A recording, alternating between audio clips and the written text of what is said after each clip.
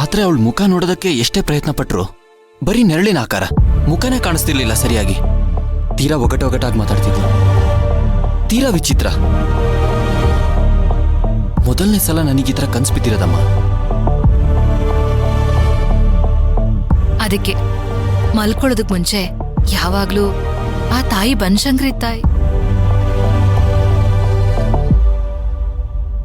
ಹಾಗಲ್ಲ, ಮಲ್ಕೊಳ್ಳೋದಕ್ ಮುಂಚೆ ಫೋನ್ ಉಪಯೋಗಿಸೋದನ್ನ ಕಡಿಮೆ ಮಾಡು ಅಂತ ಹೇಳ್ತಾ ಇದ್ದೀನಿ.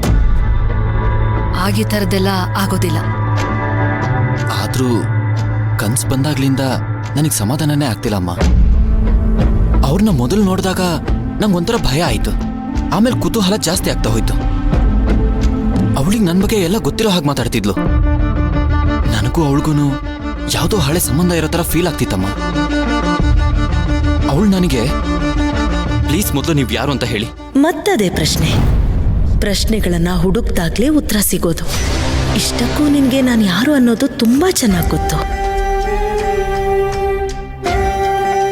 ಪ್ರಶ್ನೆ ಇಲ್ದ ಉತ್ತರ ಸಿಗುತ್ತಲ್ವಾ, ಹಾಗೆ ಮಾತಾಡ್ತಿದ್ಲು.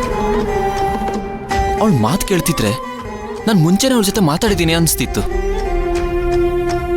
ಕನ್ಸಲ್ಲಿ ಅಮ್ಮ ಬಂದಿದ್ರು ಅಂತ ಅನ್ಸತ್ತೆ. ಅಮ್ಮನ? ಅವಳೇನಕ್ಕೆ ಬರ್ತಾಳೆ? ಅಮ್ಮ ಅಂದ್ರೆ ಬನಶಂಕರಮ್ಮ ಅಲ್ಲ ಕಣೋ, ನಿನ್ನ ಹೆತ್ತಮ್ಮ.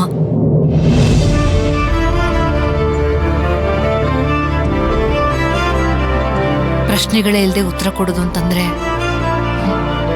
ಬಹುಶಃ ಮುಂದೆ ಬರೋ ಪ್ರಶ್ನೆಗಳಿಗೆ ಈಗಲೇ ಉತ್ತರ ಕೊಟ್ಟಿರಬಹುದು. ಅಣ್ಣ ಇರ್ಬೇಕು, ನಿನ್ಗೆ ಎಚ್ಚರಿಕೆ ಕೊಡಕ್ಕೆ ಬಂದಿದ್ರು ಅನ್ಸುತ್ತೆ.